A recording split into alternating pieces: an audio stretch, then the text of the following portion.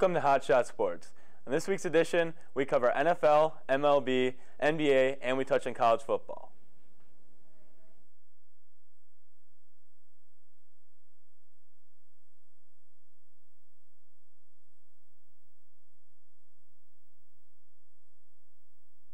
Mason, I'm joined here with Nate and Jeremiah, and let's get into it, guys. We're 4 weeks into the NFL season. What's your guys' reaction to the first quarter? Well, I'd say the first biggest takeaway we can take away is the Browns won a game. Yes, they It had did. been almost 2 years since they had won a game, and they finally pulled it off on Thursday night.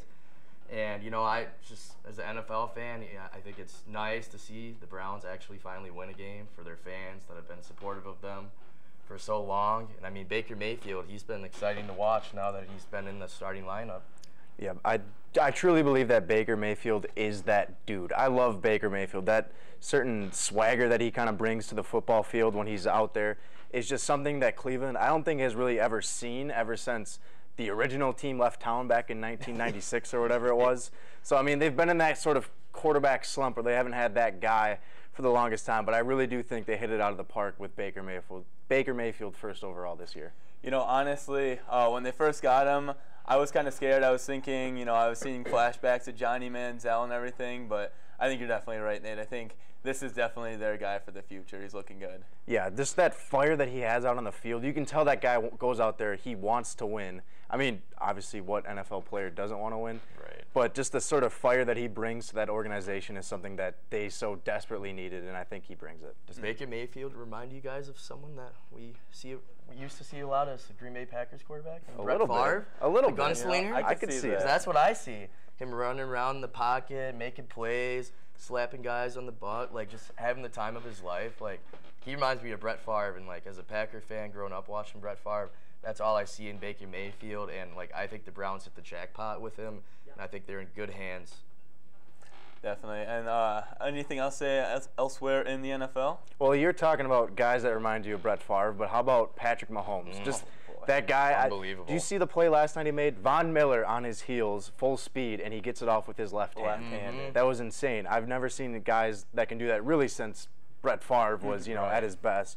So I think the way that guy takes shots down the field, the way he's just fearless, and he's got the cannon of an arm. Right. It reminds me so much of Brett Favre. I love watching that guy play. But, you know, honestly, the thing he doesn't show that's like Brett Favre is he doesn't have a single interception yet.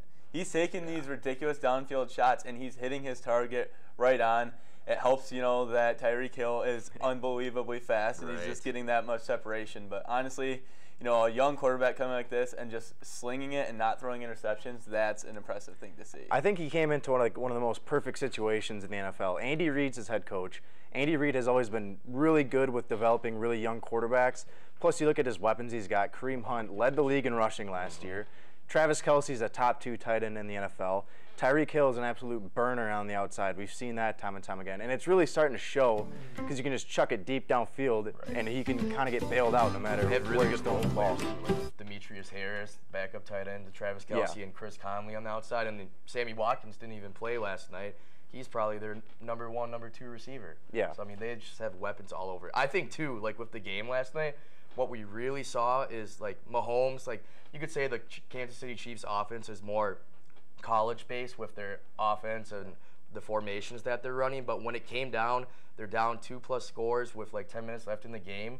You kind of have to throw all that stuff out of the book, and you got to really see, like, does Mahomes actually have what it takes to be an NFL quarterback? And, I mean, you saw it.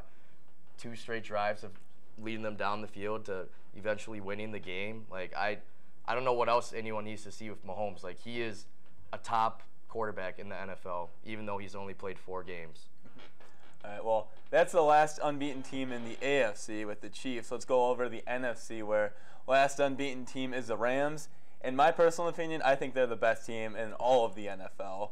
You know, you got Jared Goff stepping up, still making improvements. Todd Gurley, possibly the best running back. They got all those weapons that you can pass to. And on the defensive end, Aaron Donald, you know, Aqib Talib, Marcus Peters, all of them, you know, honestly, I'm going to be surprised when somebody comes along and beats them. What do you guys think about the Rams? They remind me of the old St. Louis Rams in the 2000s with Marshall Faulk and Torrey Holt and Isaac Bruce. I mean, the weapons that they have on offense, like, there's not one guy on that offense that, like, you can say, like, wow, like, I don't know if this guy is good or not. Like, Cooper Kupp, Robert Woods, Todd Gurley, Brandon Cooks. Like, the list just goes on and on. Like, they have weapons all over, and they're just throwing the ball all over the field, running the ball all over all the defenses.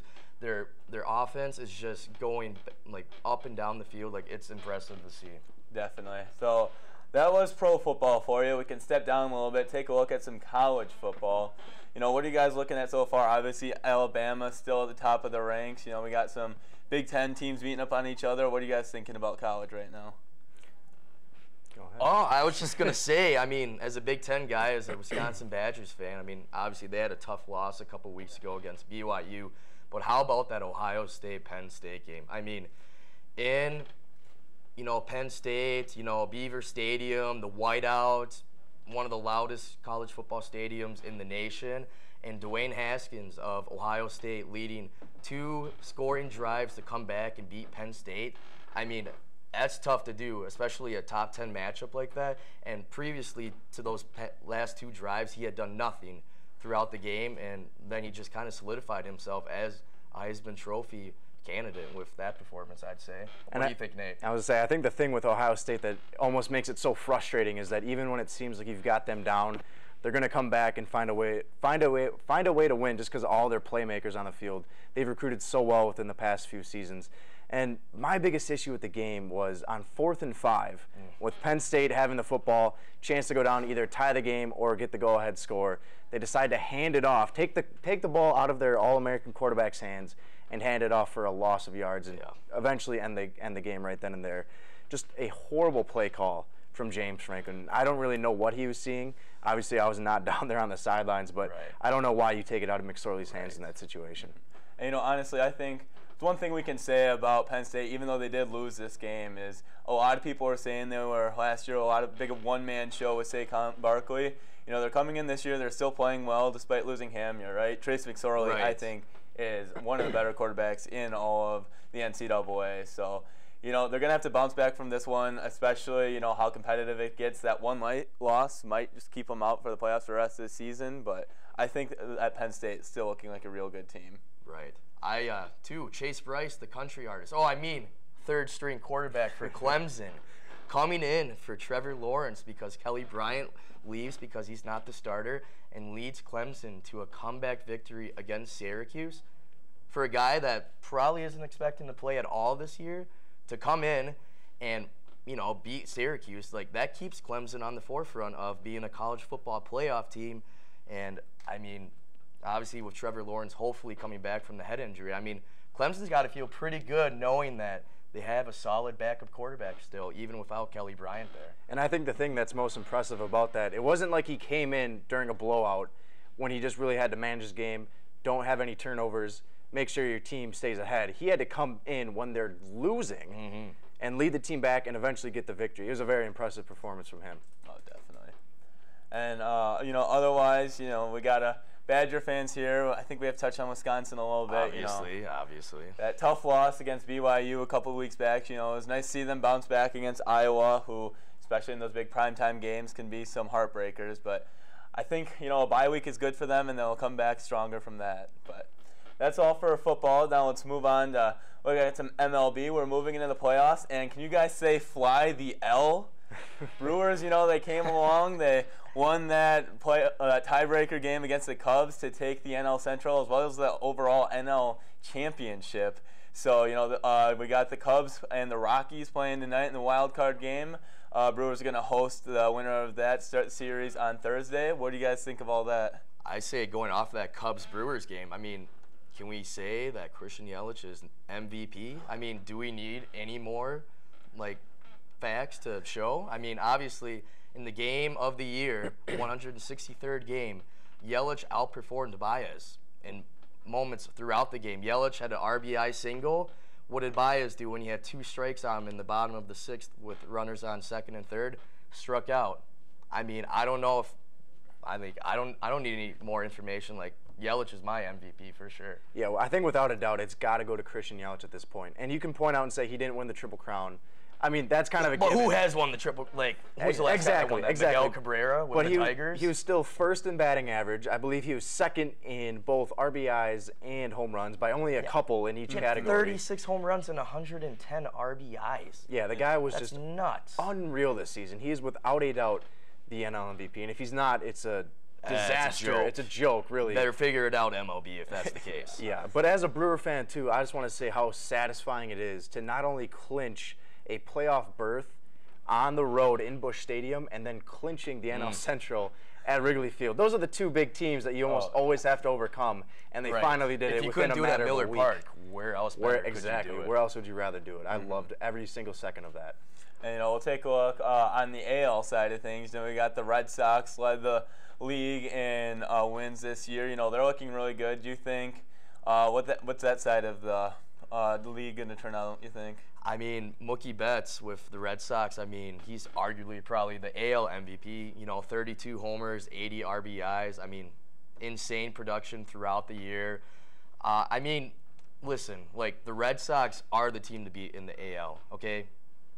Astros, yes, they've been there, they've done it, but, like, the Boston Red Sox, like, throughout their whole lineup, like, on offensively, like, where is the weak spot on their offense? And, like, with Chris Sale and David Price and a great bullpen, like, they're going to be tough to beat at Fenway. It goes through Fenway in the AL. That's my take for sure. I absolutely agree. And as much as I love the Cinderella story that is the Oakland A's, They, I baby. don't see them getting past Boston. The Red Sox are just You even a see them getting past the machine. Yankees?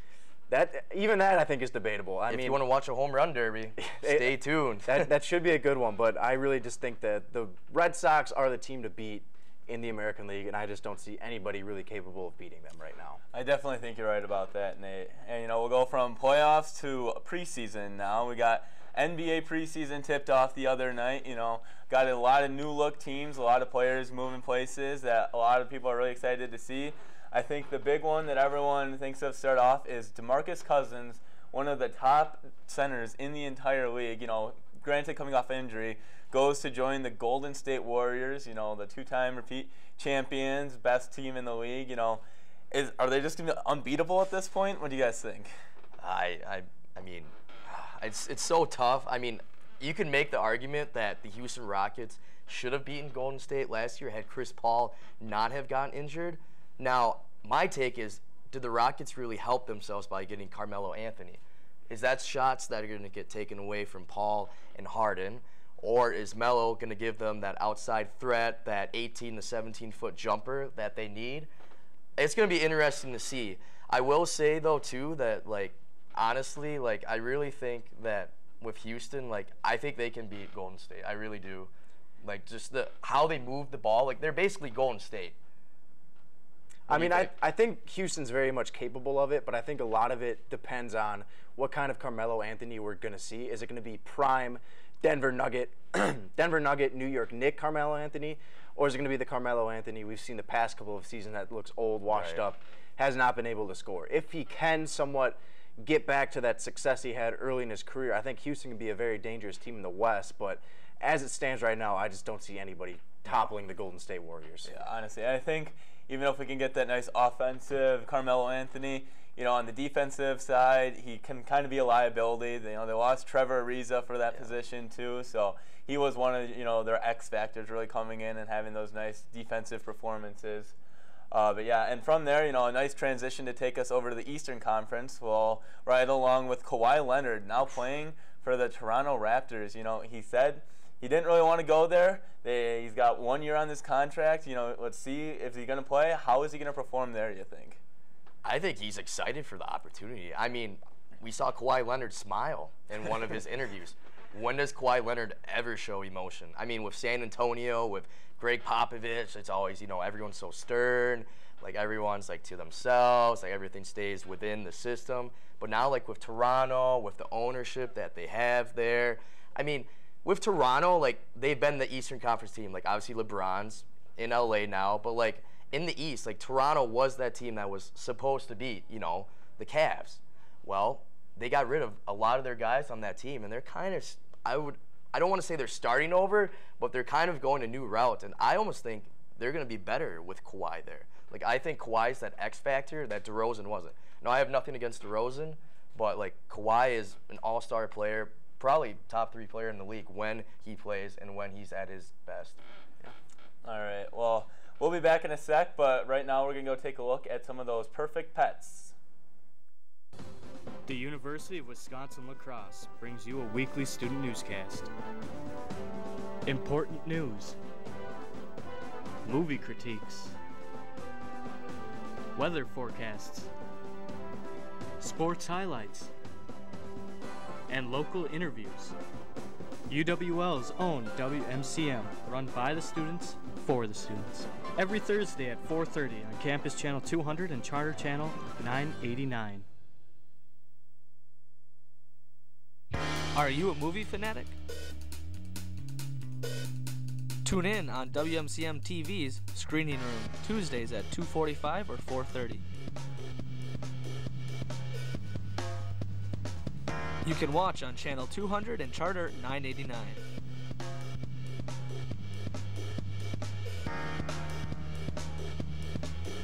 See you on Tuesdays for Screening Room.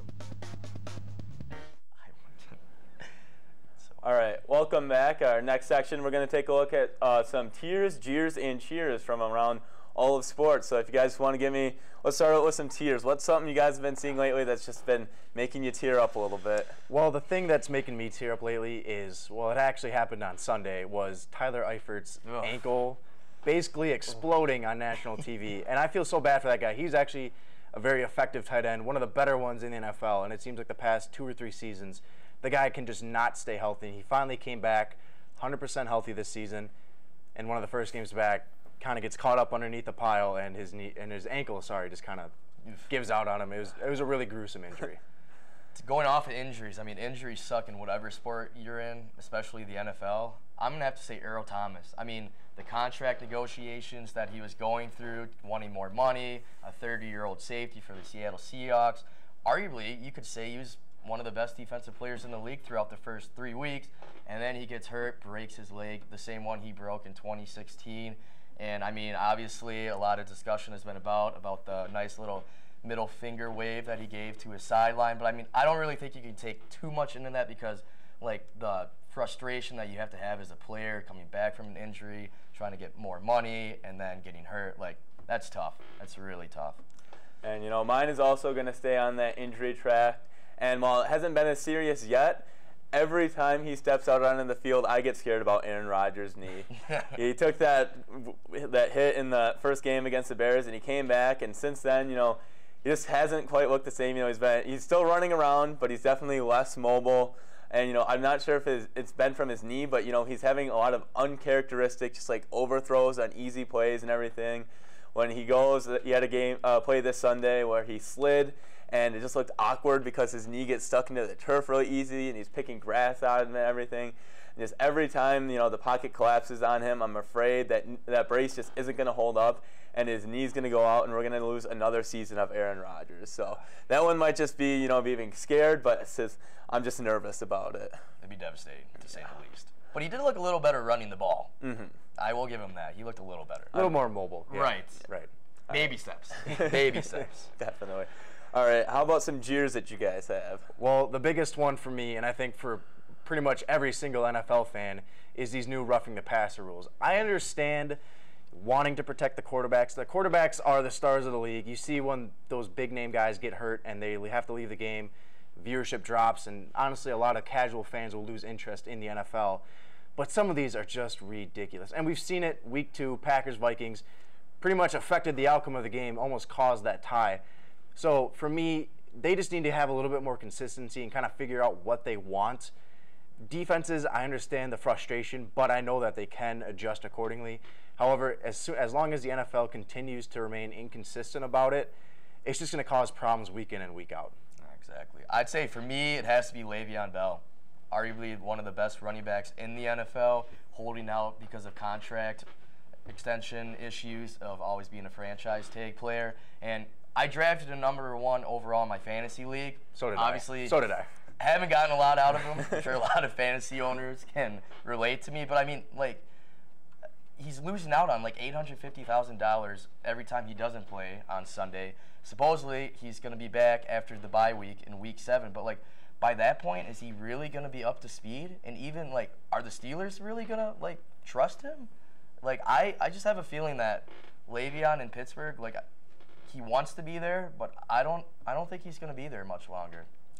All right, and then mine also goes kind of along with one of the rule changes, and that just has to do with NFL overtime. First of all, I don't think there should ever be an NFL game that ever ends in a tie. If I had it my way, it would just be kind of like college football. I'd move them back to maybe the 50-yard line, so it's not a given field goal right away, and give each team a chance on offense to score. They can, and if they both do or they both don't, just keep going overtime until we have a distinct winner. And, this year when they changed the overtime period to only 10 minutes, and we saw those 2 ties in the first 2 weeks, I think that's what came from it. I mean, that's already tied for the most amount of ties in a season, is that 2, and we're only a quarter in. So I think, it doesn't give the fans what they want. We want a winner, we want a loser, and I think that we just need to move on from these rules and give us a winner every week. No, I totally agree with that. All right, we'll go through quickly here. Something that makes us happy. Give me a big cheer that you guys have. Well, biggest cheer I had from this past NFL weekend was these primetime games. Thursday night, Rams-Vikings, just an offensive explosion. I don't think either team's really played defense at all, but that was fun to watch. It was like playing your brothers in Madden like 5 years ago. You guys know what I'm talking about. For sure. And then Sunday night, Ravens-Steelers. It was a 2-score game, final score. But it was still a pretty down-to-the-wire type of game. Ravens-Steelers has been one of the best rivalries in the NFL, and it really showed. And then last night, we got to see Showtime Mahomes in primetime, and I loved every second of it.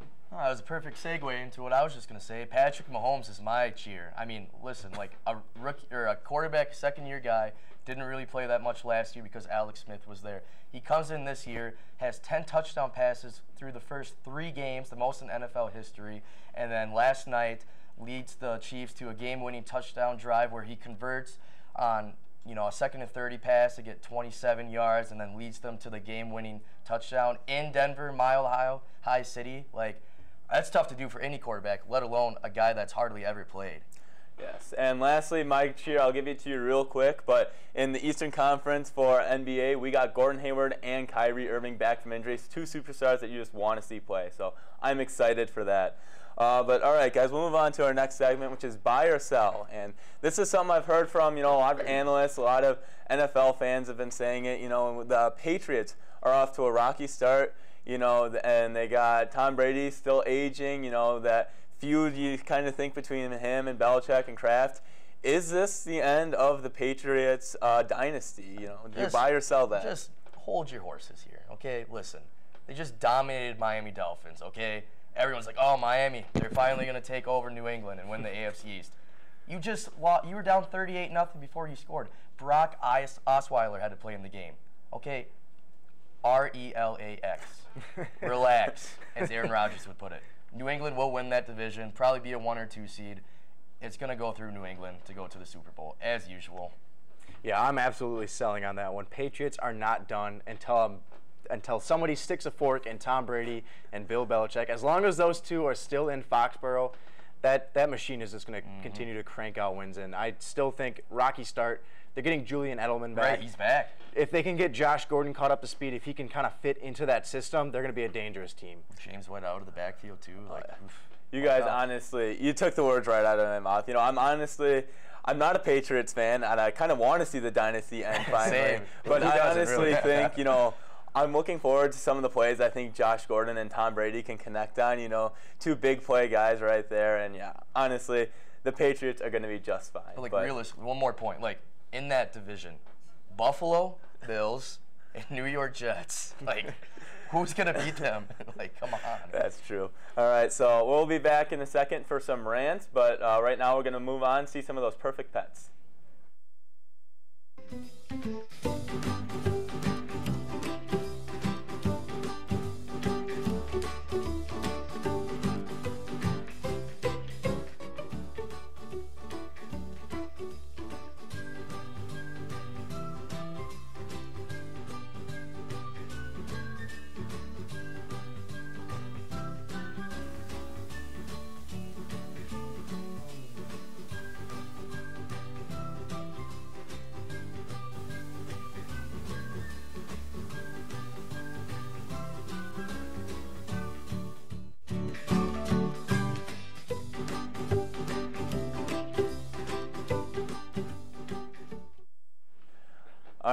And to finish this up, we're gonna, just say what's on our mind in the sports world right now. Go on a couple rants, and mine is something we talked about a little bit earlier in the show, but that's just the Wisconsin Badgers football team right now.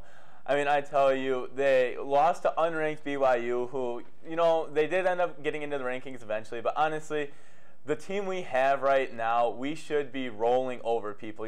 After that BYU loss, we then came back and we almost gave it away against Iowa the next week after that. Honestly, we were saved off of them touching a punt, so we got the ball back in within the 15. I think Iowa just was trying to give that game away. So honestly, when we have superstar talent like Jonathan Taylor, we returned 3 out of 5 All-American offensive linemen. The holes for him running should be enormous. And Alex Hornibrook, he has plenty of time to throw. I think he didn't take that next step that he needed to for us to really be where we need to be. And with that one loss, we're not making the college football playoff, and that just drives me insane. The Badgers should be so much better, and honestly, it almost feels like a lost season already. All those players can still make those improvements, but it's just, I'm upset about it, to say the least. Yeah. I'd say mine, so as a Timberwolves fan, Jimmy Butler, come on, man. Really? You're killing me. You come to Minnesota, you get us to the playoffs for the first time in 14 years, and now what do you want to do? You want to leave? I mean, I get it. Tom Thibodeau, he's trying to make the Timberwolves into the 2012 Chicago Bulls with Taj Gibson, Luol Deng now, and, Derrick Rose. But, listen, where else are you going to go? The offer with the Milwaukee Bucks for Chris Middleton already didn't fall through. Our team's really going to want to offer you your 5-year, $160 million contract that you want? Why not just stay with the T-Wolves? We'll be a 7, 8 seed, probably lose to Golden State or Houston, but hey, let's keep making the playoffs and make us Timberwolves fans happy. Yeah, winning's fun. Winning is a lot of fun. Jimmy, stay in Minnesota, all right? Well, my rant isn't so much a serious one as it is more of just a wish of mine, because we saw it on Thursday night with the Rams. We saw it, if you caught a little bit of that Bengals-Falcons game, we saw it on Sunday as well. But why can't NFL teams go with their throwbacks more often? I don't know if it's the Oregon effect with the past 10 years, how they roll out new uniforms seemingly every single week, but there's so many teams now that I think try to get so cute with their uniforms, get really flashy with it. But look at the Rams and look at the Falcons throwbacks. Those are perfection. Just stick with those. All would be right in the world, and the NFL would look so much better on Sundays. Yes, honestly. So, yeah, that's we got a little bit left in the show, guys. Is there anything else, some topics we might have jumped over a little bit, you want to go back, touch on, anything we didn't talk about a little bit? How about maybe the U.S. getting kind of destroyed in the Ryder Cup? I don't know how much you guys follow golf, but we went over, we played in France, and we got our butts handed to us over there. Kind of embarrassing. Personally, I'm not much of a golf fan, but anytime it's a U.S. team I can cheer for, I like to pay attention, and that was just honestly a big disappointment. Wasn't there a big discrepancy between Spieth and someone? They weren't partners for the cup, and they're upset with the U.S. for not pairing them together. So yeah, something about the I'm not a big golf guy either. I honestly don't know that much. I'll be honest, but I did see that. I'm not a huge golf guy either, but how cool was it a couple weeks ago to see Tiger Woods finally get back, win his first tournament in, what was it, 10 years or so? Yeah. I mean, when I was growing up, Tiger Woods was the guy. He was everywhere. It was him, LeBron James, Kobe Bryant. Those were the titans of the sports world. And to see him finally win a major, kind of regain some of that old glory, was just so cool to see. I loved every single second of it. You just see, too, with all the holes that he goes to, during the last couple, holes and rounds, the people that follow him, hundreds, compared to every other golfer, is insane. Tiger is back. Everyone is happy. And, Tiger's back, and so is WMCM, guys. I think we had a pretty good first show, and, I'm excited for the semester to start again and be on there with you guys a bunch more. Yeah, sounds absolutely. Good. Good first show. Great time, yeah. Not a rookie anymore.